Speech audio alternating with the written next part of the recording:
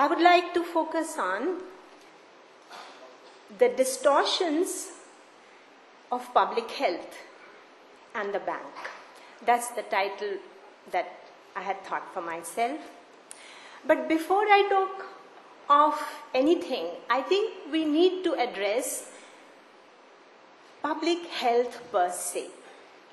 And I think it's important to know that when I talk to you as a public health student, I'm talking not of drugs and of doctors and of hospitals, but I'm talking of people's health, which is an outcome of not just medical technology and services, but of welfare, democracy, and socialism that we once dreamed of.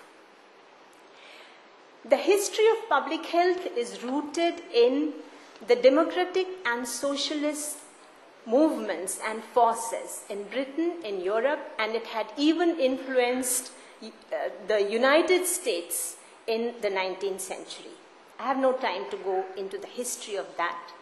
But what has emerged as public health is the consensus, the global consensus that public health is a state responsibility, that health is an outcome of social and economic justice and development, and that the states need to create structures and manpower to address the problem of health. And what is interesting is that if you look at the bank's documents, they are very clear to give more loans, because the idea was that let these countries create revenues and service, because that's where the bank's profits came from. And from 50s to 60s, the bank earned from about 68 millions to 120 millions. Now, therefore, the point to remember is that there is a strategy of development, the purpose of which is to create revenues and service loans.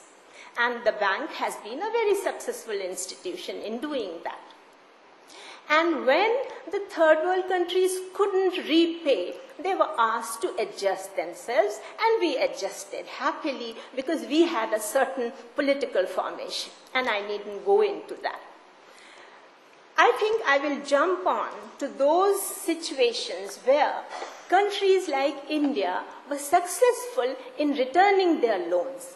You know, we called ourselves Shining India, but then that didn't work. So now we call ourselves a Rising India, Distinctive India.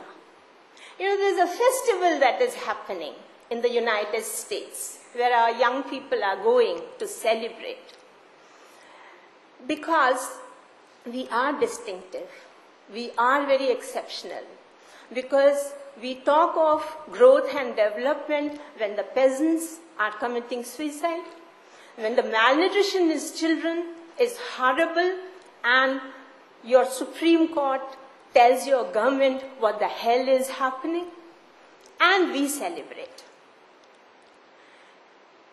What I want to talk about is not this dark side and not the failings of the health system, but I want to talk about much beyond that.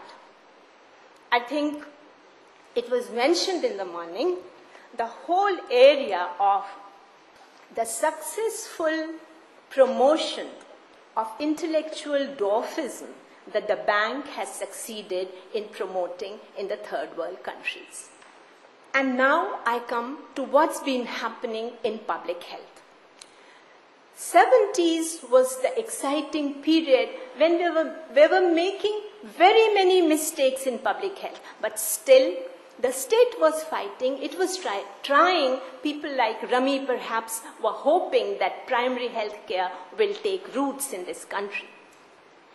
And that's the time when Rockefeller, with the support of the World Bank, immediately after 78 primary health Almata conference, organized another conference and declared that Comprehensive primary health care is not possible. We need to talk about selective primary health care. And what did it mean? That we select what is to be given.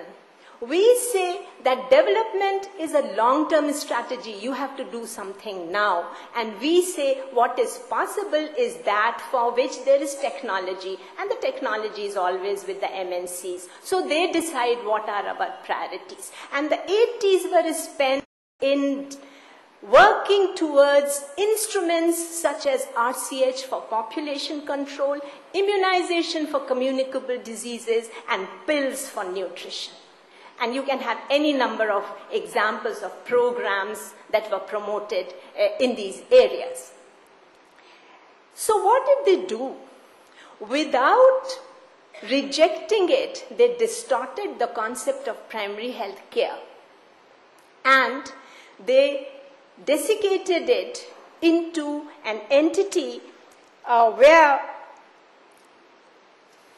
they took the credit, and the concept of primary health care was killed completely. In 1992, the bank document very clearly states that in health financing, overall cuts have to be introduced in areas where returns are low. And where are the returns low? It is always the infrastructure. It is always the manpower. And it is always the monitoring systems. But you cannot have public health without these, because public health has to foresee, public health has to project, public health has to prevent. But the bank said, you can do it. And our government said, yes, we can do it. And so we accepted that also. And in 1993, the World Development Report gave us two neat packages, one for clinical health and one for public health. And do you know what they did there? All the diseases which were being tackled through programs were taken out of public health and put into the market. So public health per se was reduced to distributing micronutrients and deworming entire populations with the assumptions that pre-intervention levels of worm infestation will take 2 years to return. So it's more efficient than diagnosing and teaching people. You should give mass intervention programs for that. This is the kind of logic that was given to us. And of course, it is always health education, which is very convenient.